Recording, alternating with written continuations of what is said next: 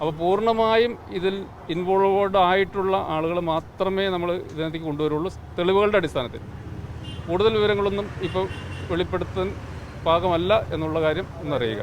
അതുകൂടാതെ ഒരു കാര്യം കൂടി കൂടാതെ നിങ്ങൾക്കും ഈ അന്വേഷണത്തിനിടയ്ക്ക് എന്തെങ്കിലുമൊക്കെ കിട്ടുകയാണെങ്കിൽ അത് ഞങ്ങളുമായിട്ട് ഷെയർ ചെയ്ത് കഴിഞ്ഞാൽ അതുകൂടി ഞങ്ങൾക്ക് പരമാവധി നമുക്കിതിൻ്റെ റൂട്ട് പിഴുതെടുക്കാൻ കഴിയുമെങ്കിൽ നന്നായിരിക്കും.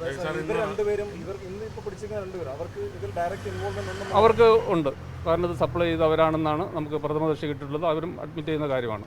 പക്ഷേ പൂർണ്ണമായിട്ടുള്ളൊരു തെളിവിലേക്ക് കൊണ്ടുവരണമെങ്കിൽ സപ്പോർട്ട് ചെയ്യുന്ന തെളിവുകൾ കൂടി നമുക്ക് കിട്ടണം. ഉണ്ടാവും.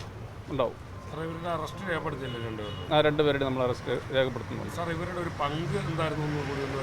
സപ്ലൈ ചെയ്തവരാണ് എന്നുള്ളത് നമുക്ക് മനസ്സിലായിട്ട് ഇവിടെ എത്തിച്ചത് ഇവരാണ് എന്നുള്ളതാണ് നമുക്ക് കിട്ടിയിട്ടുള്ള വിവരം.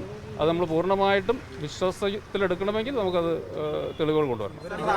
കുട്ടികളിൽ നിന്ന് പണം വാങ്ങിയാണ് ഇവിടെ ഇത് കഞ്ചാവ് എത്തിച്ചിരുന്നത്, അല്ലെങ്കിൽ ഇവരവിടെ വിൽപ്പനയ്ക്കായിട്ട് കൊണ്ടുവന്നാണോ, എങ്ങനെയാണത്? അതിപ്പോൾ പ്രാഥമികമായിട്ട് നമുക്ക് മനസ്സിലായിരിക്കുന്നത് ഇവർ അവിടെ അവരുടെ ഡിമാൻഡ് അനുസരിച്ച് കൊണ്ടുവന്നു എന്നുള്ളതാണ്. അതൊക്കെ നമുക്ക് അന്വേഷിച്ചാലാണ് ആരൊക്കെയാണ് ഇതിനകത്ത് ഉൾപ്പെട്ടത്. കാരണം ഒത്തിരി നമുക്കുള്ള സംവിധാനങ്ങൾ ഉപയോഗിച്ച് തെളിവുകൾ ശേഖരിച്ചാലേ അത് പറയാൻ പറ്റും. ഇതുപോലുള്ള ക്വാണ്ടിറ്റി കൊണ്ടുവന്നിട്ടില്ല, പക്ഷേ ചെറിയ ചെറിയ ക്വാണ്ടിറ്റികൾ കൊണ്ടുവന്നായിട്ട് നമുക്ക് മനസ്സിലായി. ഇവരവിടെ നിന്ന് ഔട്ടായ കുട്ടികളാണ്, സെമസ്റ്റർ ഔട്ടായ കുട്ടികളാണ്. ആ കാര്യങ്ങൾ നമുക്ക് ഒന്ന് വെരിഫൈ ചെയ്താലേ പറയാം. ഒറ്റ കാര്യം ചോദിച്ചത്, അതായത് ഇന്നലെ പിടിയിലായിരിക്കുന്ന ആകാശ് എന്ന് പറയുന്ന പ്രതി, ഈ ആകാശിനൊപ്പം ഈ ഹോസ്റ്റൽ മുറി അലോക്കേറ്റ് ചെയ്തിരിക്കുന്ന മറ്റൊരാളും കൂടി ഉണ്ട് വരാനുള്ളത്. അവര് അതെ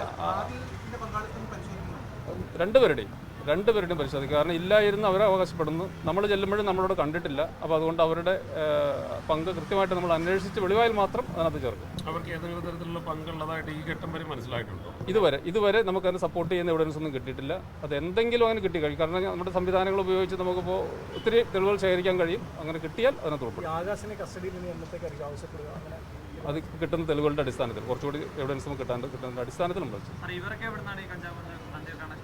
അതിനെക്കുറിച്ച് കുറച്ച് സൂചനകൾ നമുക്കുണ്ട്. അതിപ്പോൾ നമ്മൾ പറയുന്നത് ശരിയല്ല.